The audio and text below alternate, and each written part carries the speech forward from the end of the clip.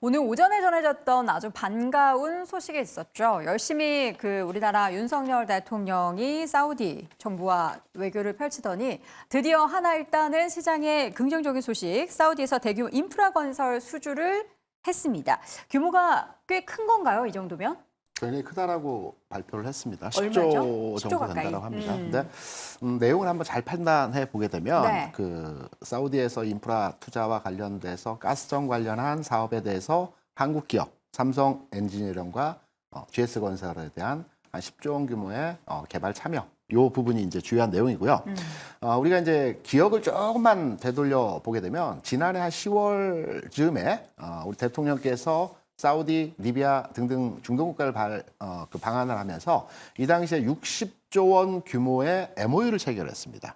MOU 체결 내용을 보게 되면 이번 인프라 투자와 관련된 사업도 있겠지만 현대차에서 5만 대 규모의 내연기관 자동차 공장도 짓는다는 얘기 있었고요. 그리고 여기에 뭐 의료 쪽도 여러 가지 사업을 협업한다는 내용의 여러 가지 내용들이 있었습니다.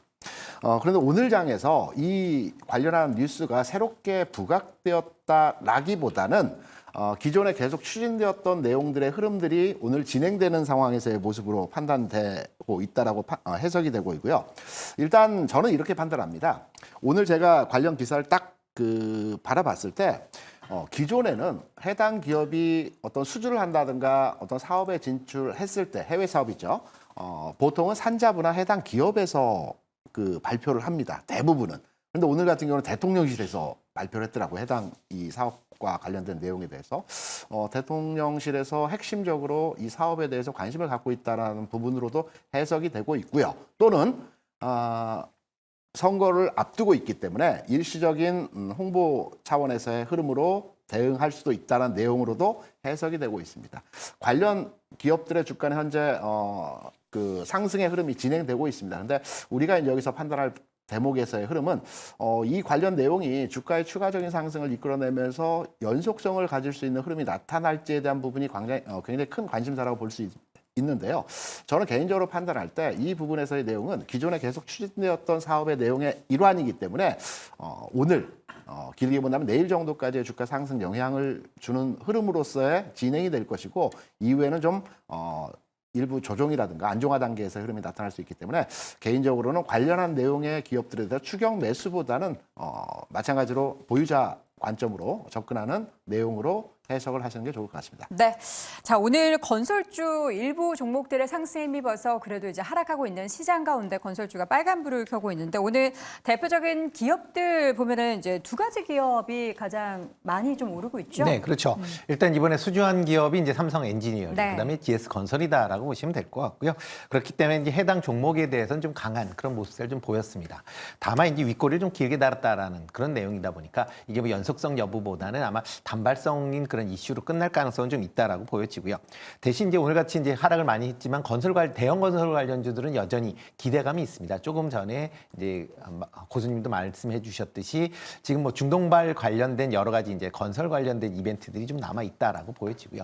그 때문에 중동에서 과거에 건설 관련된 부분에 대한 매출이 좀 있었던 뭐 현대건설이나 그다음에 DLENC, 그다음에 뭐 삼성물산 같은 경우, 그다음에 대우건설 같은 경우도 그나마 주가가 좀 선방하고 있는 거 아닌가라고 보여집니다. 네.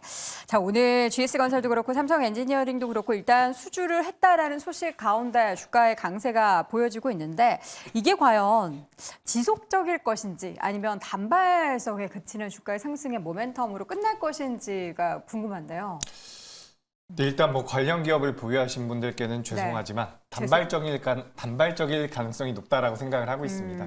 근데 뭐 오늘 관련돼서 변동성이 나오는 기업이 삼성 엔지니어링인데 삼성 엔지니어링 같은 경우는 건설주들 중에서 이 PF에 관련되어 있는 리스크가 가장 적은 기업이라고 보시면 좋습니다. 그렇기 때문에 뭐 삼성 엔지니어링이 관련되어 있는 내용이 단발적으로 나온다라고 하더라도 주가 흐름 자체는 건설주 중에서는 가장 강하게 나올 가능성이 높다라고 보고 있으니까 이 부분을 참고하시면 좋을 것 같고요. 지금 뭐 네옴시티와도 계속해서 비교가 되는 부분들이 있는 것 같은데 네옴시티 규모가 훨씬 더 큽니다. 그렇기 때문에 우리가 단순 비교는 좀 어렵겠지만 관련되어 있는 내용 같은 경우는 오늘 시장이 너무 조용하다 보니까 강하게 부각이 되는 부분도 있지만 연속적으로 시장에서 뭐 시장 자체 자체를 끌고 갈 만한 모멘텀은 아니라고 보고 있으니까 이 부분 참고하시면 될 것 같습니다. 네. 국제유가가 지금 최근 계속해서 올라갑니다. 그런 얘기 가운데 이제 뭐 오일머니라고 하죠. 항상 사우디에는 국제유가가 이렇게 올라가면은 이제 돈을 많이 풀 것이다라는 기대감에 수주가 더 있지 않을까라는 그런 생각을 할 수밖에 없는데 중동 유가 오르면은 수주가 뭐 늘어나요? 이게 좀 연관관계가 있습니까? 일단은 중동 같은 경우에는 뭐 지난 5년 동안, 10년 동안 계속해가지고 우리가 탈석유를 해야 한다라는 이야기가 좀 많이 나왔습니다. 이제 그런 관점에서 이제 석유 다음으로 무엇을 할 것이냐 그러다 보니까 네옴시티도 하고 그다음에는 호날두도 데려갔다라고 좀 보실 수 있습니다. 말 그대로 문화 쪽으로 투자를 하고 있고 그러다 보니까 전 세계 게임 기업에도 투자를 하는 그런 형태를 보이는 것이 말 그대로 돈을 많이 벌어놨고 지금 돈이 있는데 이 돈을 굴려야 된다라는 부분에 있어서 신사업을 좀 발굴하고 있다라고 보실 수 있을 것 같고 그다음에 그런 부분에서는 뭐 최근에 이제 오늘 나온 그런 수주 소식 같은 경우에도 가스 플랜트입니다. 여전히 기존에 돈을 버는 사업에 투자도 하면서 새로운 곳에 투자를 한다라는 관점으로 보실 수 있고요. 한 가지 좀 아쉬운 점은 그래서 지금 네옴시티라고 하는 그런 부분에 있어가지고 우리나라 기업들이 많이 참여하냐 그러면은 그건 아니다. 그런 부분에 있어가지고 일단 우리나라보다는 오히려 중국 쪽에 이렇게 좀 자원을 많이 끌어다 쓰고 있다는 점에서는 좀 아쉽다라고 보실 수 있고 네. 화면을 좀 띄워주시면은 지금 국제유가 관련돼가지고 이슈가 많이 나오고 있습니다. 그런데 국제유가 관련돼서 우리가 조금 체크를 하셔야 되는 포인트는 뭐냐 그러면은 일단 보시면은 국제유가 가격이 제가 확대를 해서 보여드리면 핑크색 선이 하나 있어요. 이게 뭐냐 그러면은 백주선입니다. 그러니까 말 그대로 이제 글로벌 투자자들 같은 경우에는 100주, 200주 이런 이평선을 좀 중요하게 생각을 하는데 이 부분이 지금 이번 주에 들어와 가지고 뚫는 모습을 보였고 뚫은 이유가 뭐냐 그러면은 첫 번째는 이스라엘입니다. 이스라엘이 약간 목리를 부리고 있죠. 지금 최근에 이란 대사관을 습격을 하면서 관련돼 가지고 이란에 있는 그런 혁명수비대 그 간부들이 많이 좀 사망했다라는 소식이 들렸습니다. 그러면서 어찌 보면은 중동의 긴장감을 고조시키고 있다라는 게 하나의 이유가 될 수 있고요. 그럼 어제 지난 밤 사이에 또 이슈가 나왔는데 우크라이나 역시도 지금 어찌 보면은 본인들이 좀 열악한 상황에 취해 있다 보니까 러시아의 정유 시설을 드론으로 집중 공격하고 있습니다. 근데 이런 부분에 있어서 이거를 미국의 대선과 함께 연결지어서 생각을 해보시면은 지금 바이든 같은 경우에는 인플레를 잡아야 한다라는 그런 좀 아주 좀 핀치에 몰린 상황이 있습니다. 그런데 이렇게 인플레이션을 잡아야 되는 상황에서 미국의 지원을 바라는 우크라이나와 미국의 지원을 바라는 이스라엘이 현재 목리를 부리고 있는 이런 상황. 그리고 이것이 인플레이션을 자극한다라는 부분에 있어가지고 어제 미국 시장에서도 조정의 이유는 결국 유가가 반등을 하고 이런 부분에서 인플레가 다시 반등을 할 수 있다. 그런데 미국 경기는 너무 좋다. 그러니까 금리 인하가 늦어질 수 있다는 것 때문에 약간의 조정이 나왔다. 차익 실현이 나왔다라고 분석을 많이 하고 있습니다. 반대로 말하면 유가 가격에서 더 올라간다라고 하면은 여기서 오히려 차익 실현이 더 커질 수 있다라는 거. 지수 조정이라는 그런 부분도 우리가 조금 고려해야 된다라는 그런 점에서는 유가가 올라가는 게 결코 반갑지만은 않다라고 좀 보셔야 될 것 같습니다. 네. 자, 석유주 안에서도 사실 종목별로 좀 희비가 많이 엇갈립니다. 지금 보면은 최근에 뭐 흥고석유 이런 종목들 보면 항상 작은 종목도 올라갈 때는 저는 그다지 그렇게 반갑지 않고 좀 테마성이다라는 생각이 들었는데 이번에도 좀 그렇게 이번에도 보시죠? 마찬가지입니다. 앞서 이제 테이버거스나 제가 그 얘기했던 것 중에 네. 중동발 수주 잠깐 더 얘기를 하면 앞서 이제 그 이번 가스정과 관련된 플랜트 시설에 대한 투자 유치도 있겠지만 가장 큰 MOU 체결 금액은 20조 원에 상당하는 그 암모니아 생산과 관련된 내용이거든요. 여기에 관련된 기업이 포스코홀딩스와 롯데케미칼입니다. 관련한 기업에 대해서 또 조금 더 관심을 가져야 될 것 같고요.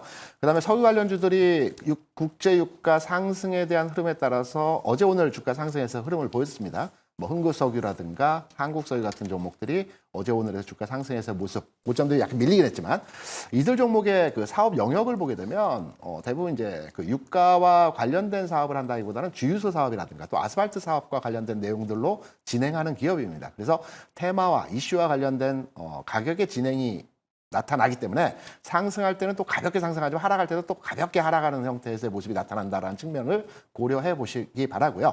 그리고 국제유가에 대해서는 방금 테이버고스가 상승에 대해서 시장과 연동된 이제 조금은 부정적인 의견에서 말씀을 주셨는데 저는 국제유가 상승은 상당히 긍정적인 요인으로서의 시장 해석을 해야 된다고 보고 있습니다. 최근에 국제유가가 80불을 넘어서서 84불, 85불까지 올라왔는데요. 여러 가지 배경 이슈가 있습니다. 뭐 지정학적 리스크도 있고 등등의 여러 가지 이슈가 있겠지만 제가 보는 국제 유가의 상승 기본 내용은 중국 경기의 회복에 뒷받침된 상승이라고 보고 있습니다. 중국이 얼마 전에 PMI 발표했죠. 네. 이 PMI 내용 중에서 5개 구성 지수를 발표하는 내용 중에서 생산과 판매 가격의 상승이 월등히 높았습니다. 이외에 뭐 종업원 지수라든가 등등등 지수가 있는데 그래서 뉴스에서 나오는 내용들이 중국이 이제 확장 국면으로 진행하는 거 아닌가라는 측면에서의 뉴스가 많았습니다. 그래서 중국 경제 회복의 포커싱이어서 네. 주식시장에 대한 앞으로 전망치와 국제 유가에 대한 해석도 다른 각도에서의 측면으로 바라봐야 될 거다. 이렇게 판단을 하고 있는 부분이죠. 알겠습니다. 자, 이거 유가 관련해서도 할 얘기가 참 많고 중동 관련해서도 할 얘기는 많은데 요거를 다 한꺼번에 하려니까 저희가 굉장히 또 간략하게 이야기한 것 같고요. 이 내용을 다시 한번 한 줄평으로 좀 정리해 보도록 하겠습니다. 자, 먼저 김대중 교수입니다. 경기 회복에 대한 기대감이 반영된 것이다. 임순재 교수, 플랜트 수주 확대가 기대가 된다. 이재규 교수, 정유주의 추가 반등 이러면서 느낌표와 물음표를 동시에 또 올려주셨고요. 테이버 교수는 인플레이션 하고 물음표를 띄었습니다. 그렇죠. 국제유가 올라가면 또 인플레이션 우려가 있기 때문에 이 부분도 또 간과할 수가 없습니다. 자, 오늘 장 탑5 이어서 4위 주제 확인해 보시죠.